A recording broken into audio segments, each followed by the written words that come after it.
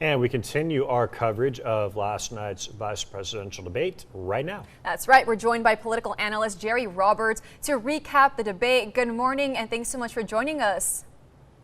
Good morning, Krista. Thanks for having me. Good morning, Joey. Of course. Well, in comparison to the presidential debate, last night's showdown felt generally more respectful, and there was an emphasis on policy.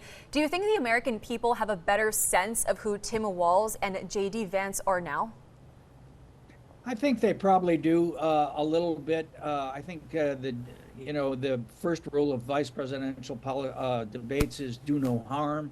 Neither of them did that. I've been looking at some of these snap polls this morning, which kind of predictably are divided by a party, 50-50. But the bottom line is, in one of the CNN polls, 1% of the people who watched said they changed their mind about who to vote for.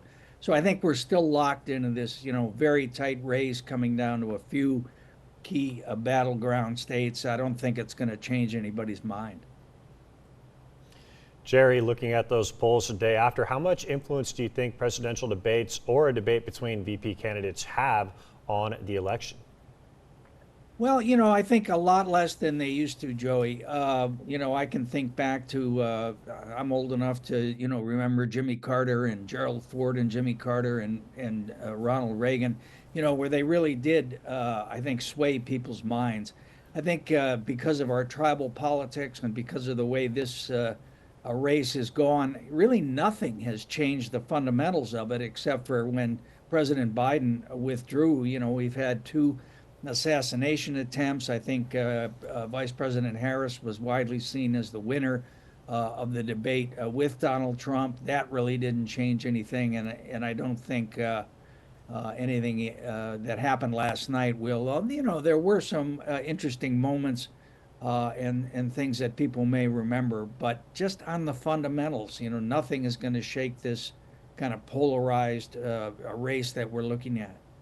And I do want to get into the more specifics. Something that stood out to me, and I'm sure many others, was when Governor Tim Walz asked Senator J.D. Vance if Trump lost the 2020 election. He deflected and said he was focusing on the future. What does Vance's refusal to respond mean for Walz and the Democratic Party? Well, I think for one thing, it means they're going to cut an ad out of that. The way that we all consume political news now is so different.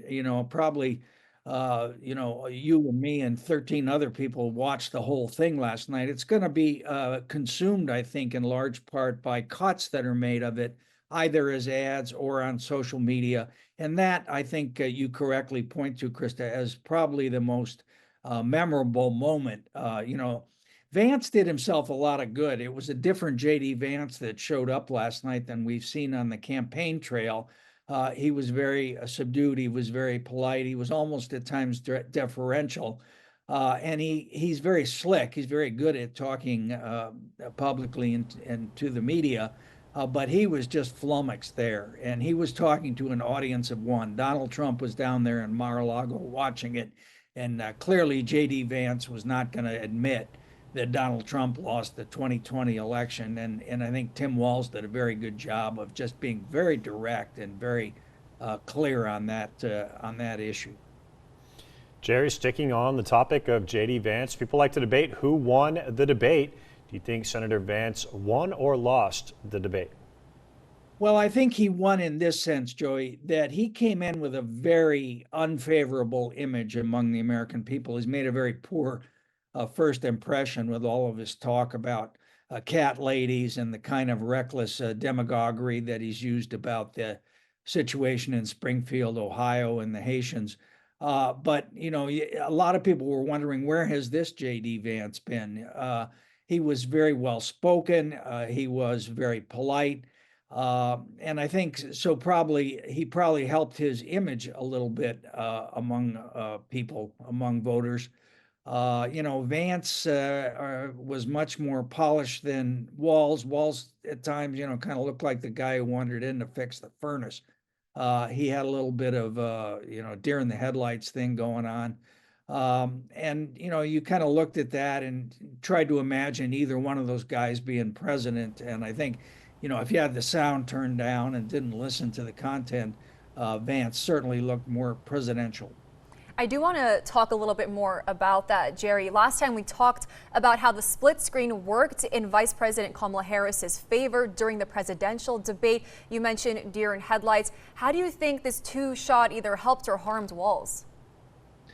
I think, people might have had some questions about whether, if in the case he had to take over the presidency, he would be prepared.